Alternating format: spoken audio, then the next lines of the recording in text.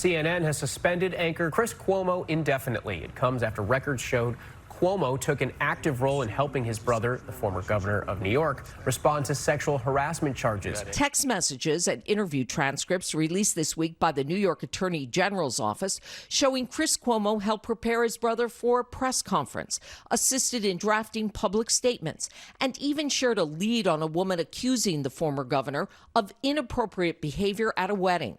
The documents also reveal Chris Cuomo offered to use his media sources to find out if more women were coming forward. In March, a top aide to then-Governor Cuomo texted Chris Cuomo, quote, "Rumor going around from Politico, 1 to 2 more people coming out tomorrow. Can you check your sources?" 4 minutes later, Cuomo responded, "On it." Oof. Okay, look. On the one hand, this is a story about a guy helping his brother in a time of crisis. And I mean, who wouldn't do that for their brother?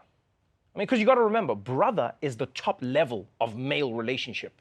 Yeah, it goes brother, my dude, homie, this guy, then stepdad. And don't forget, this is ingrained, right? Siblings learn to cover for each other from a really young age. Like your brother tries to steal some cookies, he breaks the cookie jar, you tell your mom the jar fell by itself, and then your brother shares the cookies with you. That's how it works. Although now that I think about it, Isaac never did share the cookies. Mom! Isaac broke the jar! I changed my mind! Of course, it does matter, and it does make a difference how you help your brother and what you're helping him with. Like if your brother murders somebody, you can either help him get the best lawyer in the country, or you can help him bury the body. I mean, both make you a good brother, but one makes you an accessory after the fact. That's a choice that you're making. And the big problem is that Chris used his influence as a CNN journalist to help dig up info on Andrew's accusers. And people, that's not what CNN is about.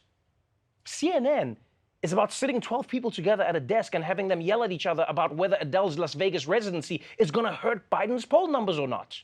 That is CNN. Anyway, enough about CNN. Let's talk about COVID, the disease that's been around for so long that it's now at high risk of catching COVID. Since first being discovered in South Africa, we've now learned that Omicron has been in countries around the globe. And today, they confirmed the first known case in the United States. Yeah, I mean, damn, Omicron got here quickly. You know, say what you want about Joe Biden, but he got that supply chain moving. Am I right, guys? No? All right. So yes, apparently they found a single case of Omicron in California, which is just so typical. You know, Omicron gets a little buzz and immediately wants to try and make it in Hollywood. Oh, I'm special. But aside from learning about COVID's newest variant, now we're also learning more about its most famous supporter, Donald J. Trump. Do you remember how last year, a month before the election, he suddenly came down with coronavirus? Yeah, it was hilarious. I mean, it was very scary. We were all so scared, so scared. Well, now we're finding out that Trump was basically a one-man super spreader. We do begin with breaking news. Donald Trump tested positive for coronavirus 3 days before his first debate against Joe Biden on September 29, 2020. This stunning revelation is in a new book by former White House Chief of Staff Mark Meadows that was obtained by The Guardian. A positive test the country never knew about. Here is the timeline as we know it. On Saturday, September 26th of 2020, Trump hosted the Rose Garden event for Supreme Court Justice Amy Coney Barrett. And then later that evening, he made his way to a rally in Pennsylvania. As Marine One is lifting off for that event, the White House doctor calls and says to stop him because his COVID test came back positive.